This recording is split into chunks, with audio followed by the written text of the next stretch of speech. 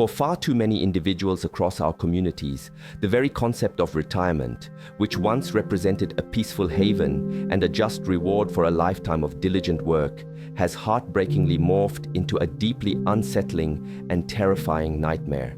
It is truly difficult to witness countless people teetering on the precipice of losing everything, with homelessness becoming an imminent threat, just one unexpected rent increase, one sudden and substantial medical bill, or a single period of financial difficulty away. This isn't the future that we were promised, nor the retirement ideal that our parents envisioned for themselves and taught us to strive for. We grew up with the belief that decades of dedication to a career, diligently saving into a 401k, if you were fortunate enough to even have access to such a plan, would guarantee a dignified and secure golden age. Yet, for an alarming number, that secure reality has completely crumbled, replaced by a constant state of anxiety and uncertainty, painting a stark picture of a system that is fundamentally failing those who have spent their lives contributing. The chasm between the dream of retirement and its current harsh reality is profoundly upsetting. While popular media and aspirational imagery often depict retirees leisurely strolling on sun-drenched beaches, cocktail in hand, that idyllic vision remains a distant fantasy for the vast majority. Most individuals simply do not have the financial luxury to embark on such escapes. The relentless and escalating costs of everyday living, including exorbitant housing expenses, ever-increasing grocery bills, spiraling insurance premiums, and a sense of being unfairly taxed on meager incomes, leave little room for true peace of mind or even basic comfort. It is completely understandable why many who find themselves in these dire circumstances often choose to suffer in silence, their pride preventing them from openly sharing their struggles. This creates a hidden crisis, as embarrassment can make people feel like they've personally failed, when in truth, the societal structure itself bears significant responsibility. This leads to heartbreaking scenarios where you might find seniors in their 60s and 70s, people who should be enjoying their well-earned rest, sleeping in their vehicles, relying on the strained resources of family members, or constantly navigating a precarious existence, moving from one temporary shelter to another, perpetually unsure of where they will lay their heads next month. Speaking from my own experience, I feel an immense sense of gratitude and blessings to have a stable, affordable home, perhaps a result of having purchased at an opportune time. Yet, my personal comfort is always tempered by a profound empathy and sorrow for the numerous individuals who are perpetually just one rent payment or mortgage installment away from losing their entire lives. It's imperative that we refrain from blaming these individuals for their circumstances. The fundamental truth is that our current economic system is simply not designed to offer adequate protection or support in today's demanding world. This deep-seated struggle is not an isolated phenomenon, it's a pervasive and painful reality sweeping across the United States.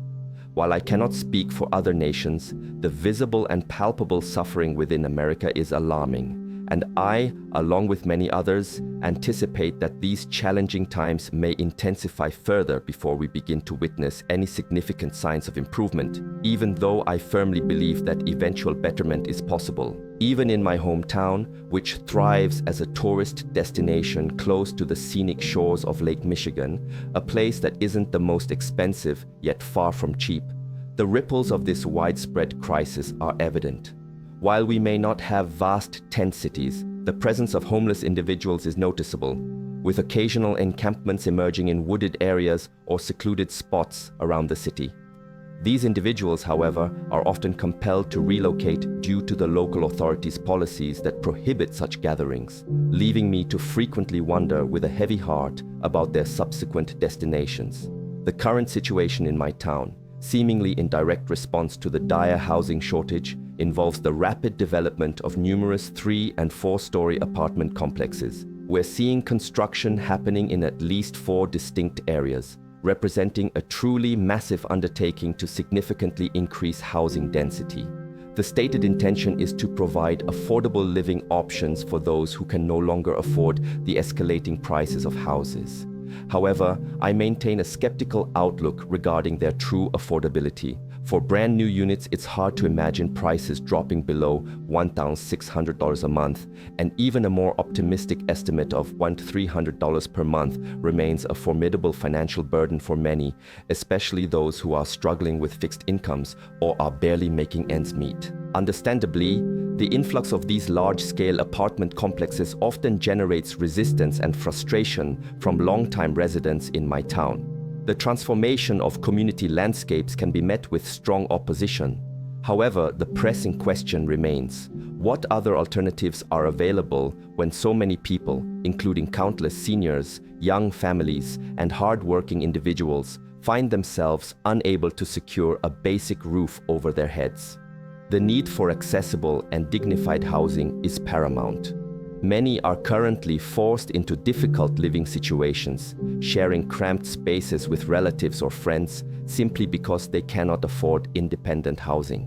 It is my sincere hope that these new developments, despite local apprehensions, will genuinely offer financially accessible options for those desperately in need of a stable place to call their own. This extensive topic, touching on the devastating effects of homelessness and the ceaseless escalation of all living expenses, is one I could speak about endlessly. It creates unimaginable pressure, particularly for young families trying to establish themselves, but it carries an especially heavy toll for us seniors and even our esteemed veterans, many of whom are bound to fixed incomes while still being subjected to constant taxation, which unfairly erodes their already limited resources. This particular subject tends to stir a profound sense of urgency and often leaves me feeling quite worked up, as it's undeniably a heartbreaking and deeply concerning reality that many in our society face today. It speaks to a fundamental failing within our communal support structures. So, if this message deeply resonates with you, if it stirs an emotion because it touches on your own reality, or if you are aware of anyone struggling with these immense challenges as they navigate or approach retirement, I earnestly encourage you to share your thoughts in the comment section below. I am genuinely eager to hear your experiences and stories.